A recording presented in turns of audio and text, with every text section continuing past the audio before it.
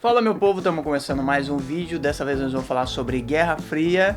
Na verdade a gente vai falar sobre se a Guerra Fria realmente terminou ou se a gente tem uma possibilidade de uma terceira guerra mundial. Mas antes de começar o vídeo, já quero convidar vocês para se inscreverem no canal. E também vou deixar alguns links de livros na descrição. Se vocês comprarem por esses links, vocês ajudam a manter os nossos projetos. Aquela Guerra Fria bipolar entre Estados Unidos e União Soviética, essa Guerra Fria acabou quando a União Soviética entrou em colapso desde a metade da década de 80 até 1981, quando ela finalmente se desfacelou. Mas aí a gente pergunta, será que a Guerra Fria realmente acabou? O que sobrou da ameaça de um fim do mundo? Ameaça de um ataque nuclear que acabaria com a vida na Terra? Existe a possibilidade de uma nova guerra mundial? Como eu disse, 1991 teria representado a vitória dos Estados Unidos, ou pelo menos oficialmente a vitória dos Estados Unidos, né? Porque aconteceu a derrocada da União Soviética, a separação em vários países, os vários países que faziam parte da União Soviética, o que deixou a Rússia fraca, pelo menos economicamente, numa crise profunda, mas militarmente com um grande estoque de armamento e armamento nuclear. De qualquer forma, quando acaba a União Soviética em 1991, a gente tem o fim do mundo bipolar, pelo menos como era na Guerra Fria que a gente conhece, mas aí a gente tem que se perguntar como é que ficou o mundo depois disso. Aí é que tá, novas potências econômicas e mesmo política vinham se afirmando, mesmo antes do fim da Guerra Fria. É o caso do Japão, que vinha se tornando destaque mundial depois de ter sido destruído nuclearmente em Hiroshima e Nagasaki, depois também de ter perdido a Segunda Guerra Mundial. É o caso também da China, especialmente depois da abertura econômica, das reformas pós-maoístas. A China que teve um crescimento fantástico e que chegou à segunda economia mundial nos últimos anos.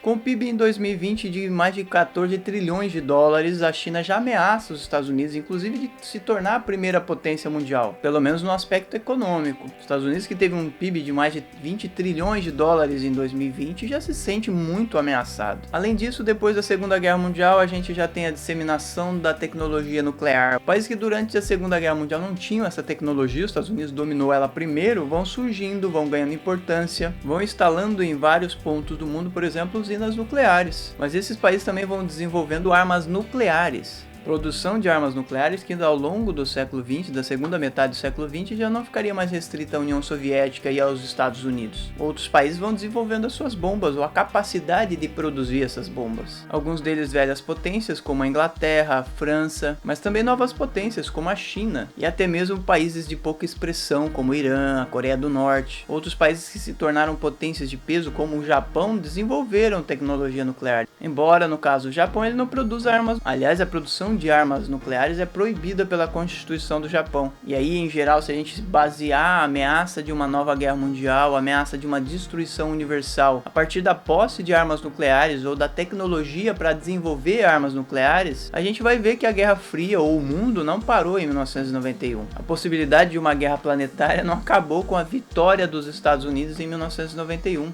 O mundo deixou de ser bipolar para se tornar multipolar, o que ameaça os interesses dos Estados Unidos com toda certeza. Ele se sente ameaçado, porque ele não é mais o preponderante, ele não é mais o único, ele não tem mais um grande adversário, um único grande adversário. Os conflitos estão pulverizados ao redor do mundo, como a gente viu no vídeo sobre globalização, estão espalhados pelo Oriente Médio e parte dos países africanos. Enfim, os conflitos são mais regionalizados, mais localizados. De qualquer forma, a existência de armas nucleares, a existência de tecnologia de ponta, o aumento do poder militar das grandes potências nos deixam muito receosos. E aí ameaças, como aquelas que existiam entre Estados Unidos e União Soviética, são recorrentes. Nas últimas décadas, o Irã, por exemplo, vem desenvolvendo tecnologia nuclear, que segundo o governo é para uso pacífico e civil. Ainda assim, passou a representar uma ameaça, especialmente se desenvolver armas nucleares. E nesse caso a gente tem que lembrar das hostilidades entre o Irã e os Estados Unidos. Pressionado a recuar, o Irã assinou um acordo com o P5+1, um grupo formado em 2006 para negociar com o Irã